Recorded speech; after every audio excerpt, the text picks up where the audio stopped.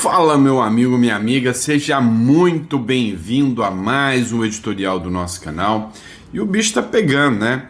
Sabe aquela parceria, aquele acordo, aquela química que tinha rolado entre o Lula e o Trump? Parece que a química azedou, parece que não é bem assim. Olha, os Estados Unidos rejeitou todos os termos do acordo do Brasil. O Lula foi lá defender a Venezuela e Cuba contra os Estados Unidos.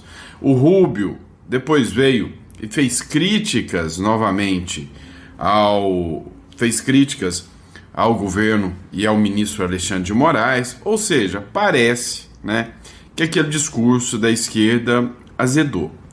Mas não é porque eles não querem, é o contrário. Foi sempre o que eles quiseram. O Lula entendeu que para ele é muito melhor agir igual Maduro, agir igual o presidente de Cuba e ser inimigo dos Estados Unidos do que ter química com o Donald Trump. Você não entendeu? Calma que eu vou te explicar, tá? Só não esquece de se inscrever no canal, curtir e compartilhar, tá? Pra gente trazer sempre o conteúdo de relevância para você. Acompanhe aqui, tá? Vamos ver o primeiro vídeo aqui. O Marco Rubio recusa acordo com o Brasil e cobra o Mauro Vieira sobre as ações do Alexandre de Moraes. Ou seja, a ação foi para questionar o Alexandre de Moraes. Dá uma olhada. Preciso trazer esse bastidor, que eu acho que vai ser bom para a gente discutir aí no estúdio.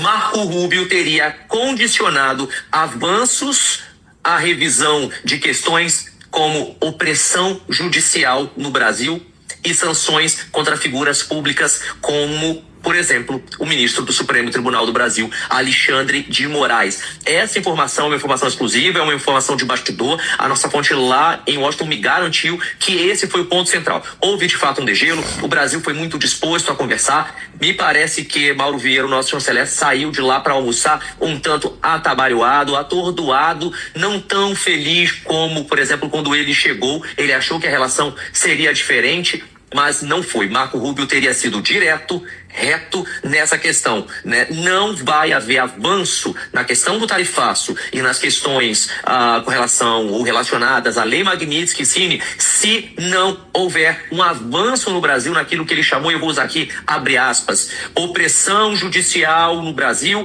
e também sanções que o Brasil deve fazer contra figuras como, por exemplo, e aí foi citado, ou teria sido citado, o nome do ministro do Supremo Tribunal Federal do Brasil, Alexandre de Moraes. Ainda não há detalhes finais sobre esse possível acordo que está todo mundo falando que teria sido fechado, né? Não há nada de concreto até o momento com relação a isso. Eu também perguntei, foi assinado alguma coisa? Fechamos algum acordo? Avançamos com relação, por exemplo, à queda do tarifaço, que é algo que preocupa o Brasil? E o que eu escutei foi, não foi fechado absolutamente nada até agora. Pois é. Isso aí, né, não me causa espanto e nem surpresa nenhuma, né? Não me causa espanto e nem surpresa. O Eduardo Bolsonaro comentou aqui a reunião entre Estados Unidos e Brasil. Acaba de acontecer hoje a reunião entre Estados Unidos e Brasil para tratar das relações entre os países. Tudo que o Brasil pediu, não conseguiu nada. Não acabou com a sanção contra Alexandre de Moraes e Vivi, a sua esposa, também não reaveu os vistos cancelados, tampouco conseguiu se posicionar como mediador na questão da crise entre Venezuela e Estados Unidos. Isso daí mostra aquilo que nós sempre falamos e que a realidade se impõe. Os Estados Unidos estão preocupados com a questão política brasileira. O que Mauro Vieira ouviu de Marco Rubio, segundo a imprensa tem noticiado? A sua preocupação com eleições transparentes e o fim da lawfare. Sem isso, nada com relação a acordo comercial, tarifa e etc. vai caminhar. E eu queria só rememorar a vocês que todos esses pontos, nenhum deles foi obstáculo para Jair Bolsonaro. Por quê? Porque ele tratava com respeito os Estados Unidos. Porque ele colocava o Brasil numa posição de seriedade, não numa posição de querer estar aliado ao que há de pior no mundo, até mesmo o Hamas. No tempo de Bolsonaro, você não via prisões em massa, como ocorreu no 8 de janeiro, a prisão de velhinhas. Mesmo Daniel Silveira recebeu perdão presidencial e foi solto. E só retornou para a cadeia depois que Bolsonaro já não era mais presidente. Então, todos os problemas postos na mesa foram evitados pelo presidente Jair Bolsonaro. Que saudade que a gente tinha enquanto a gente tinha um presidente de verdade. Certamente Bolsonaro retornando ao poder, podendo se candidatar e será eleito nessa possibilidade, a gente vai retornar a ter essa boa relação com o nosso principal e tradicionalíssimo parceiro comercial, que é os Estados Unidos. Deus abençoe o Brasil, Deus abençoe os Estados Unidos da América. Eles falam que o Bolsonaro era autoritário e ditador, né? Quantos deputados foram presos com base em alguma ação do Bolsonaro? Quantos deputados, quantos da oposição foram perseguidos, presos? Nenhum. Ninguém. E agora? Quantos deputados processados? Só da oposição. Quantos deputados perderam o mandato? Só da oposição. Vocês entenderam a regra do jogo. Agora, olha, eu disse para vocês, eu já avisei a vocês, que o Lula é muito melhor para ele ser inimigo dos Estados Unidos, trazer o discurso do Maduro, olha, eu estou defendendo a soberania nacional, trazer o discurso de pátria para ele, do que fechar acordos com o Trump. Agora, para a China, aí pode arreganhar as calças todinhas, né? Dá uma olhada aqui no que o Lula falou, né? Isso é absurdo. O momento errado dessa nota. Agora a gente precisa lembrar que o PT reconheceu. Essa nota que eles estão falando é a nota do PT, reconhecendo a legitimidade do Maduro, do PT, Partido dos Trabalhadores, reconhecendo a legitimidade do Maduro e criticando os Estados Unidos, falando que os Estados Unidos estão violando a soberania do Maduro, ou seja, é deixando claro que o Brasil vai estar do lado do Maduro. A vitória de Maduro e o governo Lula não. Então há uma diferença. Agora, é o partido de Lula, com um novo presidente apoiado por Lula, do partido, e vem no momento em que dão ajuda na relação que Mauro Vieira quer construir. Eu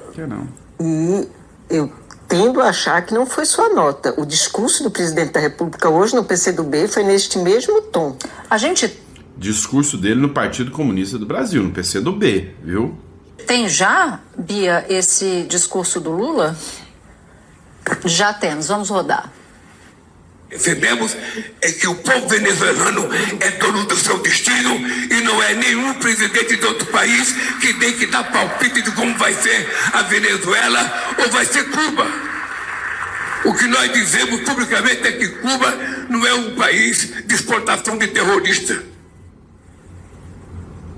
E aí, Otávio? Acho que está arriscando ali uma linha, né, que uma coisa é uma coisa, outra coisa é outra coisa.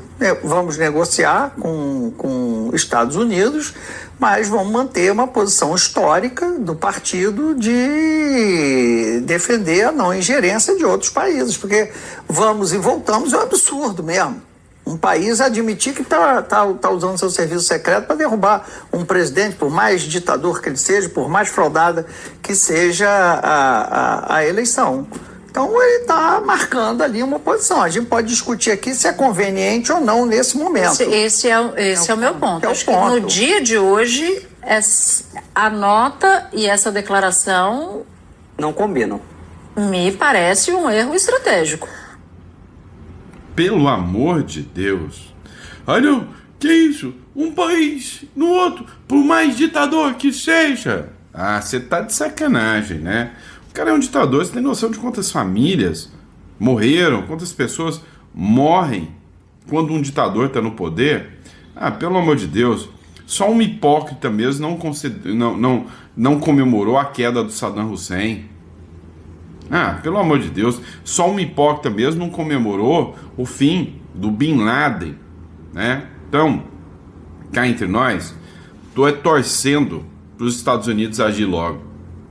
The response there is that the rule of law is breaking down. You have these activist judge, one in particular.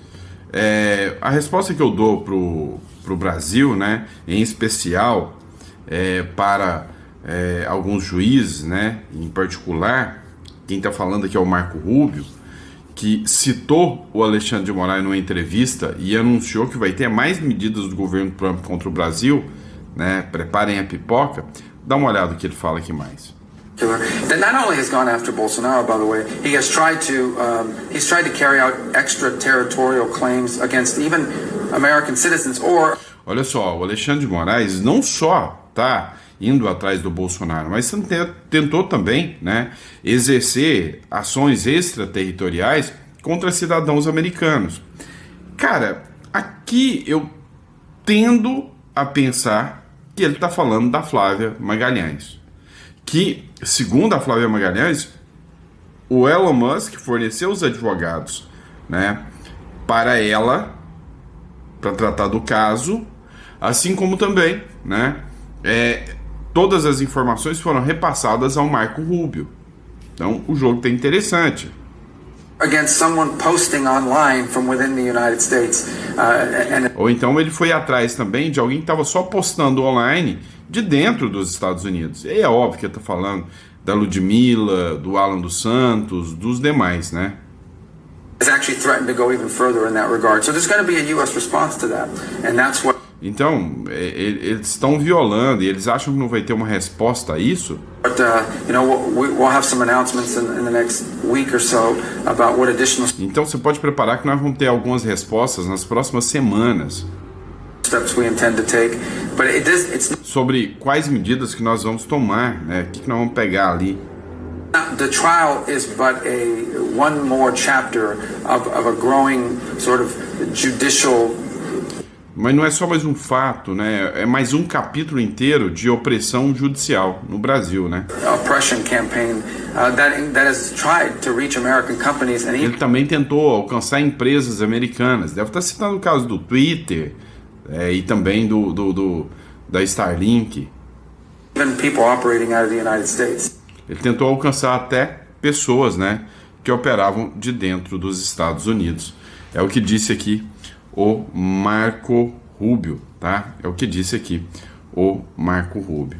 E enfim, né, várias ações, várias medidas foram tomadas, crimes criados da cabeça dos ministros, né? Vamos lá, a Júlia Zanata fez uma publicação com críticas aqui, a Miriam Leitão, dizendo o seguinte, olha, foi um novo crime criado pelo STF, ataque às urnas eletrônicas. Olha só. É importante essa pergunta porque são muitos núcleos. Esse, por exemplo, é o núcleo 4, vai ser julgado antes do núcleo 3. Depois eu explico o 3. O 4, eles são acusados de ter trabalhado de formas, de várias maneiras para desacreditar e tirar a credibilidade do sistema eleitoral. Pode parecer assim, mas qual é o problema disso, né? É que quando tira a confiança no sistema eleitoral era uma parte importante do projeto de fazer um golpe de Estado. Primeiro se desconfia, será que a eleição é fraudada? Se a eleição é fraudada, a democracia é falsa. Então é isso que leva. Mas eles fizeram mais do que isso. Quem leu todos os processos... Então, deixa eu entender. Você está diante agora do crime de desconfiança. Se você desconfia de que a eleição é falsa, você está cometendo um crime porque deslegitima uma democracia que você desconfia que é falsa. Tá bom? E tudo que foi divulgado pela Polícia Federal, viu que eles estão em vários momentos falando coisas absurdas e participando de várias conspirações. Em vários momentos falando coisas absurdas. É o crime de opinião aqui, né? Há diversas conspirações. O que são as conspirações? Falando de teoria das conspirações, é isso? A dificuldade é que esse núcleo não tem gente muito conhecida. O outro que a gente viu o julgamento, Jair Bolsonaro foi presidente da República, aqueles generais todos conhecidos, foi ministro da Defesa, ministro-chefe da Casa Civil, ministro do GSI, então eram pessoas mais conhecidas, essas são menos conhecidas, mas não são menos culpadas, né, de envolvimento. Militares, inclusive da ativa, que estavam dentro do Exército, trabalhando, tentando fazer com que aquele relatório do Ministério da Defesa sobre a lisura do acompanhamento, né, do processo eleitoral, queriam que aquele relatório tivesse dito que que o processo era fraudável, né? Então tem gente que atuou ali para tentar distorcer o relatório. Então tem muita gente diretamente envolvida. Então, mas ao mesmo tempo eles não são muito conhecidos. Outra coisa, eles são acusados disso, é a primeira vez que são acusados no processo criminal por atacar o processo eleitoral. O Jair Bolsonaro foi condenado pela Justiça Eleitoral por esse mesmo crime, né? Tá no Código Penal? Não. Mas é crime agora? Agora é. O legislador criou? Não. Mas alguém criou? Sim. Então é crime?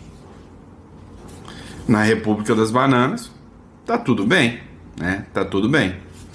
Vamos lá, pessoal. Bora ver o recado aqui do Milei. O Milei, né, teve uma visita com os Estados Unidos. Os Estados Unidos se tornou um verdadeiro fiador hoje do governo Milei. Os Estados Unidos acreditam muito na pauta do governo Milei, né, que vai fazer uma recuperação rápida da Argentina. A Argentina que estava numa situação econômica desastrosa, uma inflação que passava de 100%.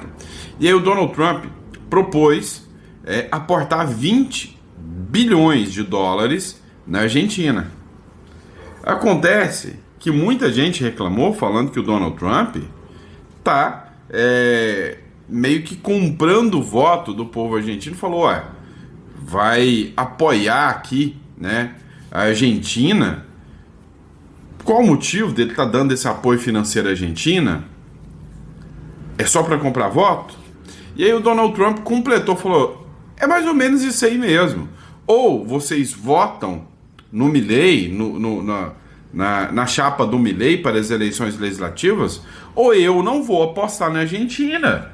Porque eu só vou apostar na Argentina se eu souber que ela vai crescer. Se um esquerdista entrar, ele vai destruir a Argentina. E aí a mídia toda ficou gritando, o Trump está interferindo na Argentina. O Trump respondeu, tá bom, vou dobrar então. Só para vocês pararem de encher o saco. Aí a mídia parou de encher o saco. Porque se encher o saco, ele vai dobrar de novo, né? E aí o Milei mandou um recado antes das eleições legislativas que vão acontecer, né? Logo na boca de urna. E também logo depois de ter encontrado com o Donald Trump, já ainda nessa semana. Olha o que o Milei falou aqui. Argentinos, quiero decirles que estamos en un momento bisagra de la historia. Quero dizer para vocês, estamos num momento crucial, né, da história. Yo entiendo el esfuerzo que están haciendo. Tener 30% de pobres es dolorosísimo. Olha, eu entendo o esforço que vocês estão fazendo. Ter 30% de pobres é muito doloroso. Saiu um estudo agora e a mídia está destruindo o Milei, dizendo que, olha, ainda tem 30% de pobres na Argentina. É um bando de filha da mãe, a mídia. Por quê? Porque reduziu o número da população que se encontra em situação de pobreza. Mas ainda tem 30%. E aí eles estão pondo como se esses 30% fossem todos culpa do Milei. Você entende a insanidade disso? É igual os índios Yanomamis, que ninguém vê falar hoje mais. Foram anos daqueles pobres índios abandonados. Não mudou nada a situação deles. Hoje ninguém fala. Mas na época do Bolsonaro, queriam usar aquilo até para prender o Bolsonaro, né? Pero hemos sacado de la pobreza a 12 millones de argentinos. Hay 6 millones que salieron de la indigencia. Porém, nós tiramos 12 milhões de argentinos da pobreza. 6 milhões, eles estavam indigentes, né, em situação de rua, famintos, e tiraram. Ou seja, são 12 milhões a menos de argentinos que saíram da extrema pobreza. Mas ainda tem 30. E aí a culpa é do Milei. Vocês entendem o quanto que a mídia é porca? Temos os índices de criminalidade mais baixos da história. Temos os passado de índices 9.000 piquetes a... Temos, né, os índices de criminalidade mais baixos da história e passamos de mais de 1.000 piquetes a 0. Piquetes eram aquelas manifestações violentas, aquelas manifestações que o povo parava as ruas, saqueavam tudo na Argentina. Segundo o Milei, foi a 0. Cero. La inflación viajaba al 1,5 diario, iba camino a convertirse en un número entre el 15.000 y el 20.000%. A inflação era de 1,5 por dia, ia de 20 mil a 30 mil%, né, ao ano. Hoy es 30. Hoje é 30%. Es mucho, es muchísimo, pero vamos por el camino correcto.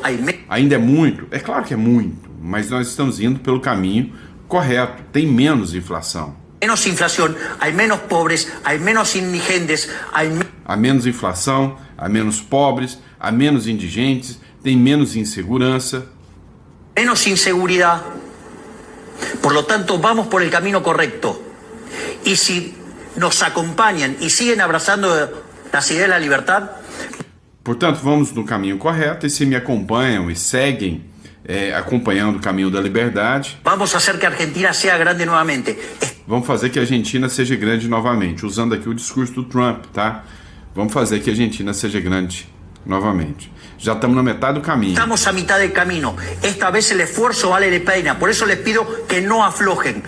Já estamos na metade do caminho, por isso que esse esforço vale a pena e eu peço para vocês não afrouxarem. Porque la libertad avanza o Argentina retrocede. Porque ou a liberdade avança, ou a Argentina vai retroceder.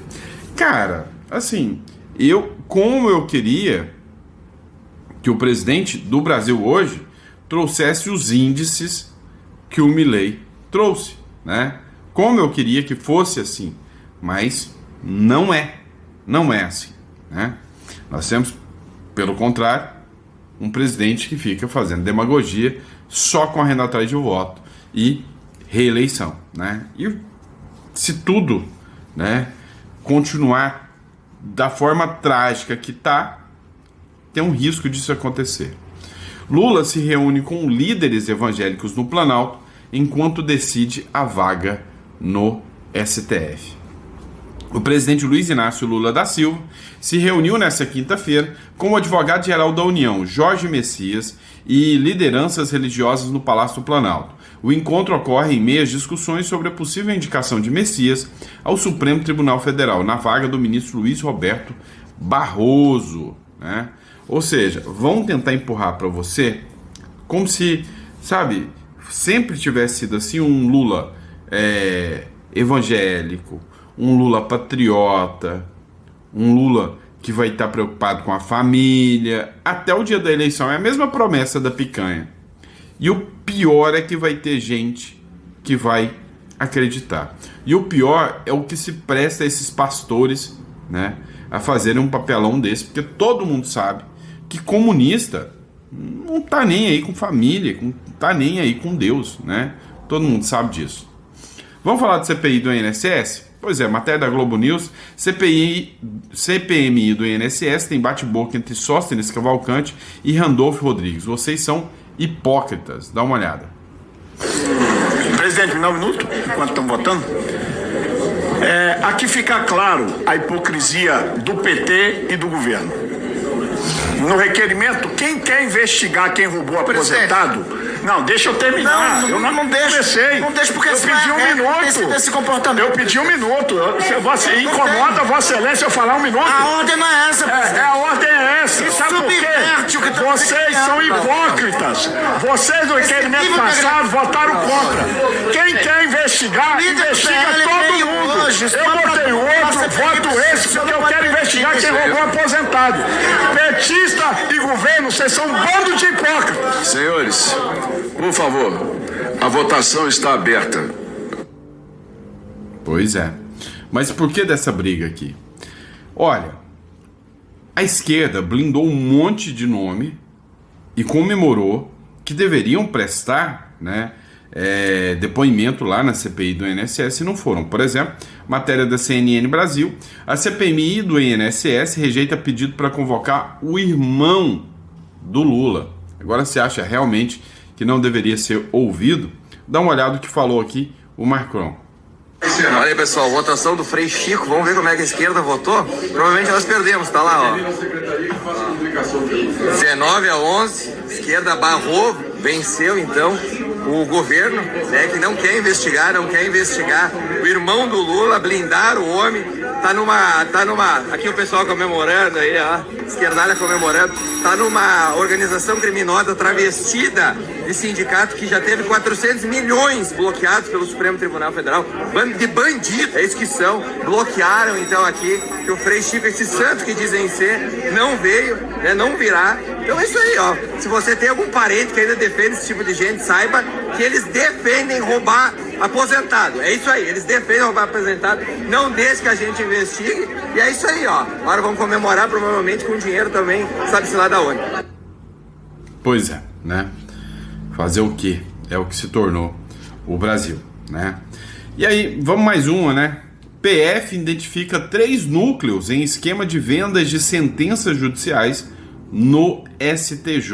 Olha isso, venda de sentenças dentro do STJ. quem será que comprava essas sentenças? O que será que era fornecido nessas sentenças? As investigações da Polícia Federal envolvendo um esquema de venda de sentenças judiciais no Superior Tribunal de Justiça. Agora deixa eu te perguntar. O estagiário dá sentença? Quer dizer, tem uns que redigem, mas dá a sentença ele não dá. A faxineira dá a sentença? O servidor dá a sentença? Não. Quem dá a sentença é um ministro. E aí havia um esquema de venda de sentenças, né? De 3 núcleos atuando por anos, não é de hoje não, na corte e recorrendo a uma série de artimanhas com o uso de mensagens cifradas e o uso de aparelhos telefônicos de fachada em nome de terceiros para tentar ocultar a engrenagem criminosa. A informação consta de um relatório parcial da PF anexado aos autos do inquérito sigiloso. Olha só, sigiloso, né? Esse tipo de inquérito não tinha que ser sigiloso.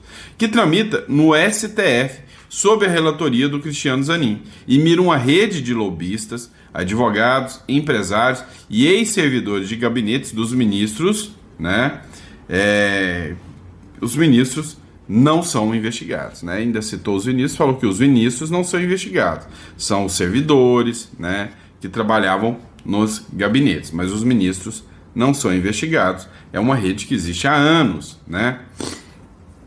Aí veio o Jorge Seife e trouxe um relatório. Nesse relatório do Jorge Seife, ele mostra um detalhezinho, né? O senador disse que só no ano passado, esse mesmo STJ, né, do quais os ministros não são investigados, concedeu 9.000 habeas corpus. 9.000 habeas corpus. E adivinha, quem é que foram os mais beneficiados com esses habeas corpus? Traficantes. Levantamento do Jorge Seife aponta que o STJ, esse que está sendo acusado da venda de sentença, o STJ concedeu, pirem, tá? O cabeção aqui, 9.166 habeas corpus em um ano. Em um ano. Por tráfico em 2024. Só por tráfico. O senador vê avanço do narco-estado. Né? Um levantamento feito pelo senador Jorge Seife aponta que o Superior Tribunal de Justiça concedeu 9.166 habeas corpus a condenados ou investigados por tráfico de drogas apenas em 2024, equivalente a metade de todas as decisões favoráveis no tribunal nesse tipo de ação, apresentando à Justiça para arquivar inquéritos, anular processos ou soltar criminosos. Tá bom, né? Tá bom. E aí, não reclame. Porque se você reclamar, falar que você está perdendo a fé nas decisões judiciais, você pode agora incorrer no crime de tentar minar a justiça. Ou se você falar, não, eu não concordo com essas decisões, isso é um absurdo. Saber que juízes, ministros do STJ podem estar envolvidos, né? Podem, supostamente, porque não são nem investigados, a venda de sentença. É o que eu digo. Estagiário não dá sentença. Redige, mas não dá. Entenderam? Então, assim, é uma coisa insana, é uma coisa absurda. E aí, se você criticar, eles vão falar, ó, você está tentando descredibilizar o judiciário. Cadeia para você, né? É isso aqui, né? O Brasil é uma coisa maravilhosa, né? Maravilhosa. A República das Bananas, não é? E é isso, pessoal. Espero que vocês tenham gostado do nosso editorial. Sempre um prazer e uma honra estar aqui com vocês. Lembrando a vocês que esse editorial tá aqui com o patrocínio da nossa empresa Imigra Mais, para você, tá? Que tá de saco cheio de bancar tudo isso. Para você que tá de saco cheio do Brasil, olha, eu recomendo que você conheça o Paraguai e o Uruguai. E aí você vai entrar em contato com a Imigra Mais. Nós vamos te dar todas as orientações, tá? telefone é 16 993210648. Não tenho dúvida, é a mais séria e responsável empresa de imigração do Brasil, tá bom? Muito obrigado pela confiança, pela credibilidade, e eu vejo vocês no próximo editorial. Um grande abraço.